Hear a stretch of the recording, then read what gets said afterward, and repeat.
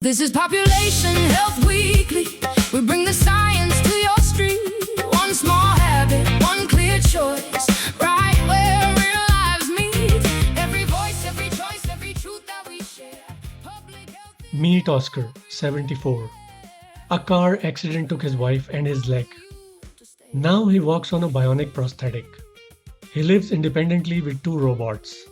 The main one reminds him of pills, appointments, and expenses. A smaller one, Lito, feeds the cat and sweeps. Oscar has disabled the main robot's self charging. He wants to keep a human hand in control. Every week he plugs it in himself. The risk? The battery might run low between charges. Today it did without being noticed. So the big screen in Oscar's room remains dark. No reminders, no video calls to his grandchildren. His bionic leg works just fine, but his robotic helper does not. In this final episode of the series, The Rise and Rise of the Elderly, we ask, can algorithm assisted care be both accessible and have empathy for those growing older alone? Accessible means affordable and usable without digital skills. Empathic means the system notices vulnerabilities, not just vital signs.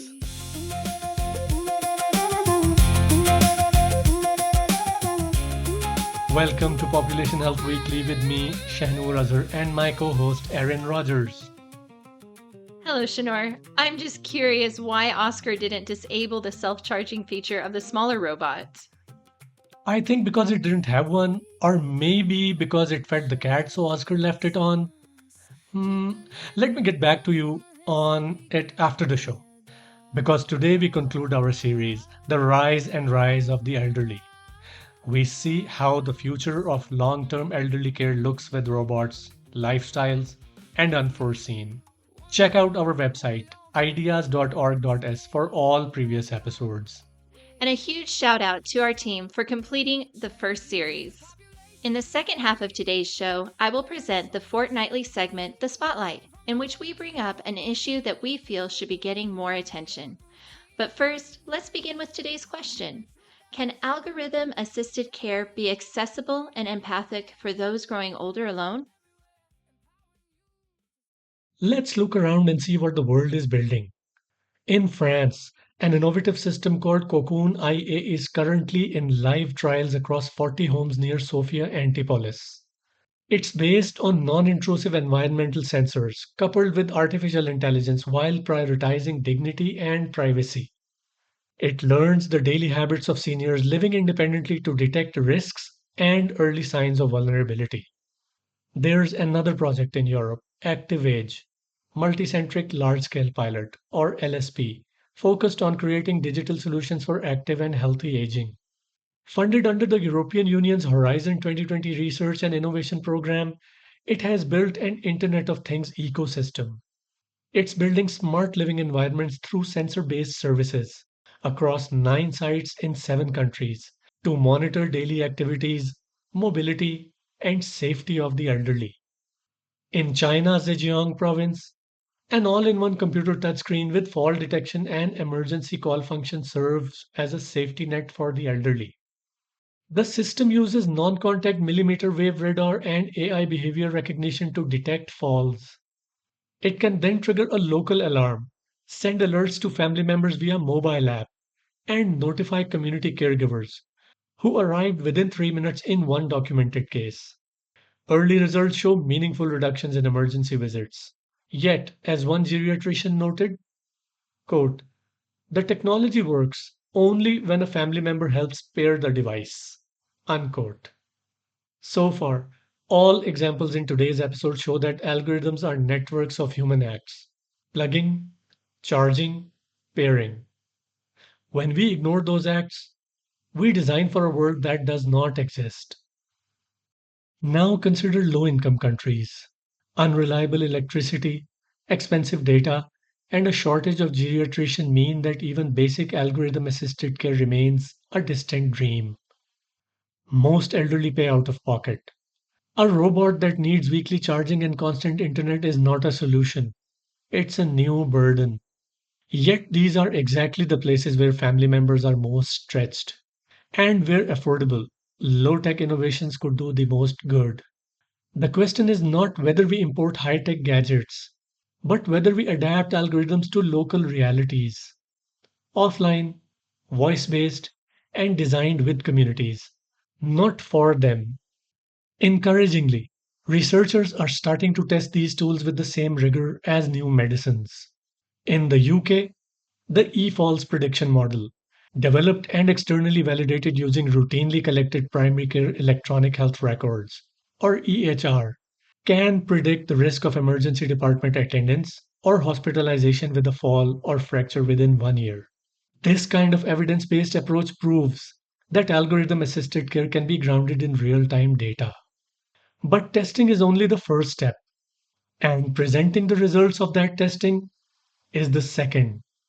That's what merits a responsive regulatory regime for assistive artificial intelligence, or AI, testing safety, preventing harm, and ensuring transparency.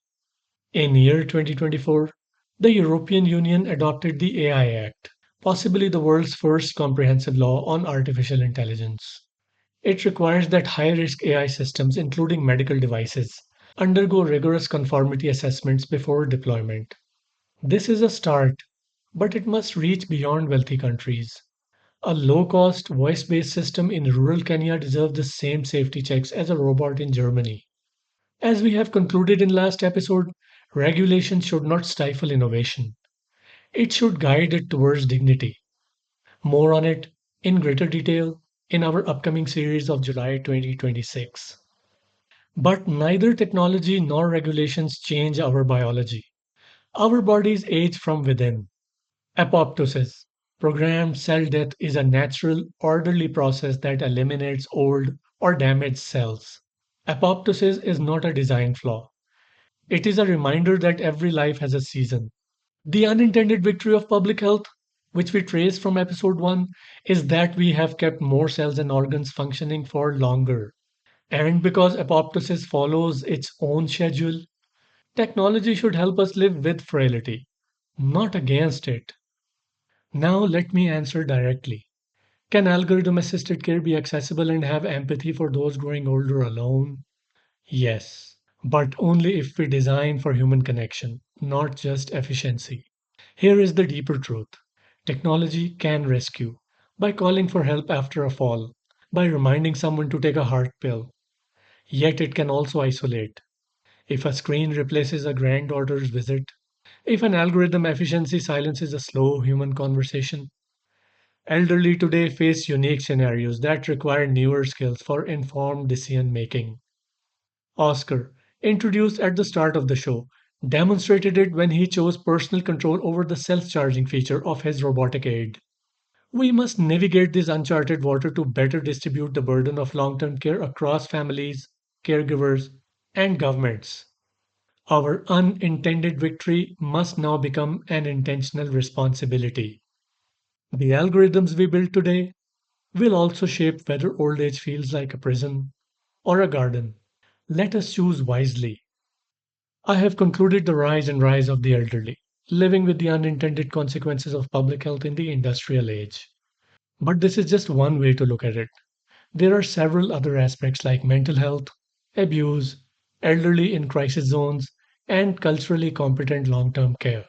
Each of these deserves its own series. But you can fill these gaps by logging into our YouTube channel Population Health Weekly, where you can comment, inform, and educate. Next month, join me to crack the code, a brand new series on digitalization of healthcare. And now is the time to invite my co host Aaron Rogers to put the spotlight on a segment for an issue that we feel should require more attention than it currently has. What is shining today, Aaron? Thank you, Shanor. Global hunger is back in the spotlight. Global hunger is on the rise again, affecting nearly 735 million people in 2022. Crucially, this is not primarily a problem of absolute food scarcity. The world already produces enough calories to feed its population. Instead, hunger persists due to unequal distribution, poverty, conflict, and supply chain fragility, especially for perishable proteins in low income regions.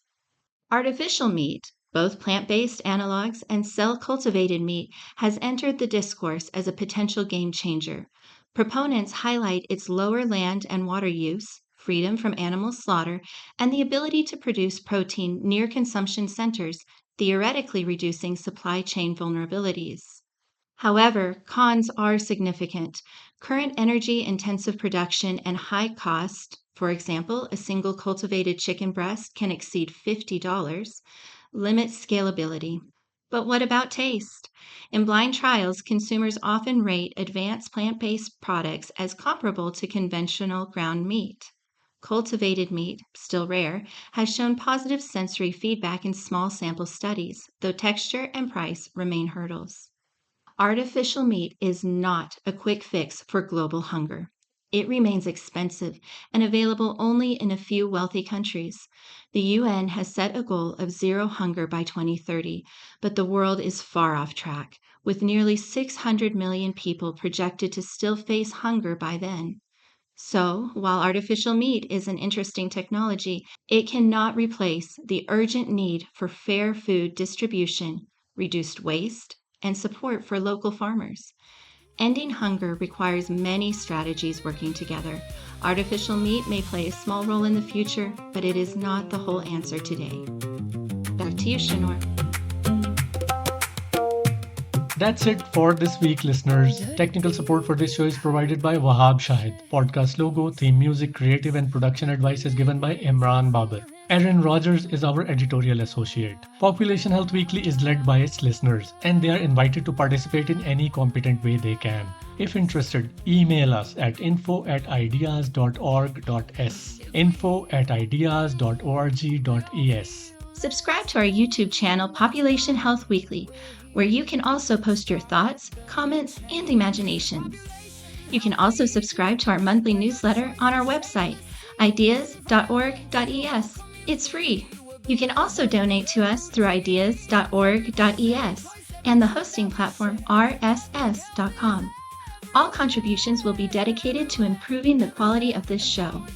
The transcript of the show will be available as soon as it's posted via rss.com. If Population Health Weekly sounded interesting to you, then spread the word. Special thanks to Junta de Andalucía and Gobierno de España for their support to Autónomos that made this production possible.